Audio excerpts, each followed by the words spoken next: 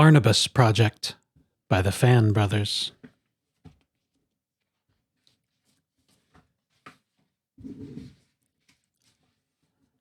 Barnabus lived in a secret lab.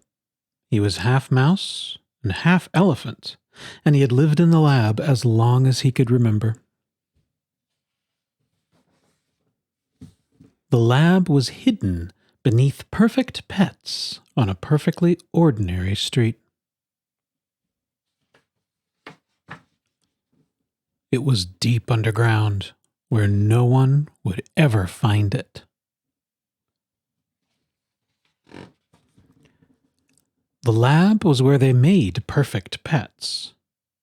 Except Barnabus wasn't quite perfect. He had been put in a part of the lab called failed projects.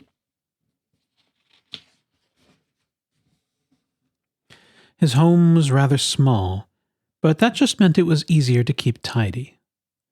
The green rubber suits always fed Barnabus his favorite food, which was cheese and peanuts. And yet he sometimes wondered about the world outside of his little bell jar. It was Pip the cockroach who told them stories about the world above, stories about a sparkling silver lake, green trees, and mountains that reached all the way to the sky, lit with their own stars. "Maybe someday I'll sit on the grass and look at the stars," said Barnabas. And when he closed his eyes, he almost could. "Impossible," said Pip. "Nothing is impossible," said Barnabas. But secretly he worried his friend might be right.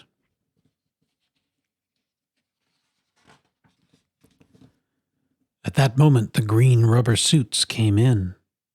They turned on the lights and checked each bell jar one by one. They made strange noises to each other. They peered and they poked.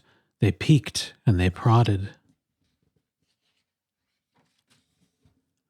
They put red stamps on all the jars. Then they left.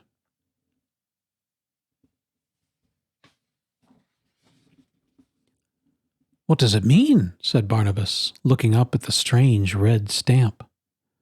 "It means you're going to be recycled," said Pip. "That's what happens to all the failed projects." "You'll be fluffier afterwards," offered Pip kindly, "and you'll be cuter and your eyes will probably be bigger." "I like having small eyes," said Barnabas, although he wasn't even sure anymore. Barnabas slumped in his jar. He wasn't fluffy enough, and his eyes were beady, but he liked himself just the way he was.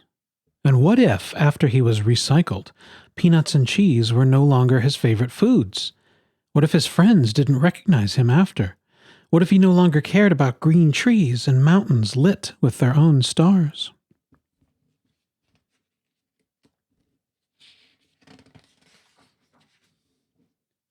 "We need to escape," said Barnabas suddenly.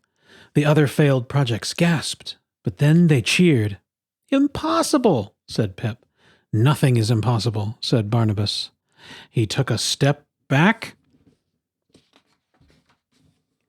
and kicked as hard as he could. He charged at the glass, but the bell jar was much stronger than he was. Finally, Barnabas made a sad sound with his trunk. A tiny crack appeared.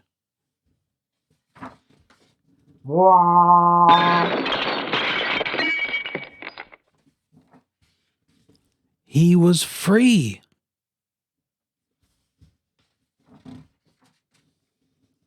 Then he freed the others, the dust bunnies, Light Up Lois, Bumble Bear, the Amatax, Mushroom Sloth, Wally the Ripple, Stick 1 and Stick 2, Quirt, Moshi, Pompidou, Fertile, Blinky, the Bottle Mogs, Lowell, Percival, Spike, Pinto, Chloe, Peep, Leaf, all of them. You have to understand, they had never been outside of their jars before. There was quite a commotion. They whooped and sang, they chirped and hooted. They stretched their legs and jumped for joy. When they calmed down a bit, they peeked over the edge. The floor was far below.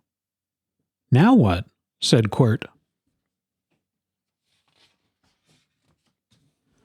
We have to work together, said Barnabas. One by one they helped each other down.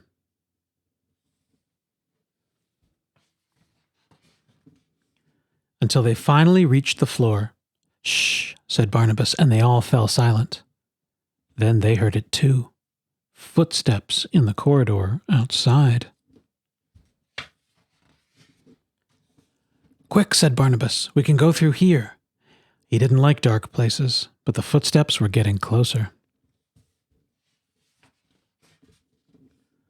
Everyone crawled into the vent, with Light Up Lois leading the way. It was a tight squeeze for some of them. The vent led into the most secret part of the secret lab. They all looked up.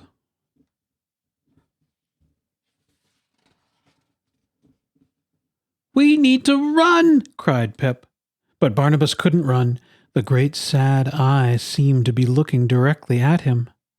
We can't leave it behind, said Barnabas. It's scary, said Pip. It's monstrous, said Quirt.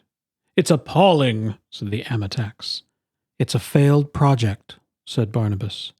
Just like us. They worked together to turn the great valve that opened the tank. But it was too late. The green rubber suits had found them.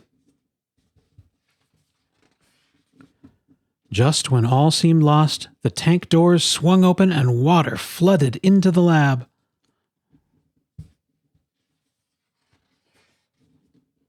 Up the water carried them.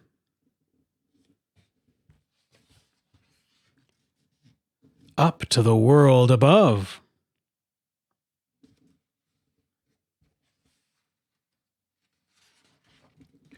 When they finally opened their eyes, they were in a puddle, surrounded by shelves of perfect pets. Everyone ran towards the exit. Barnabas stopped. It was almost like looking in a mirror, except Barnaby's eyes were bigger and his fur was like cotton candy. He was perfect. Barnabas, Pip called from the front of the store. Look, it's the outside world. Barnabas ran to join his friends. He might not be perfect, but he was free.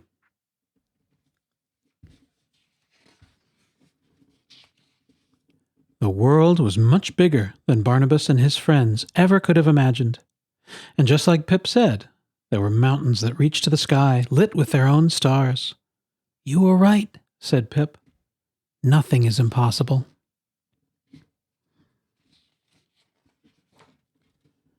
Soon they found a place full of sunshine and happy noises, green trees and soft grass, a place that might be home.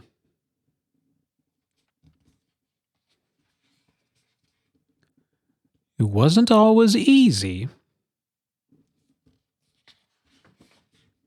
but they always stuck together.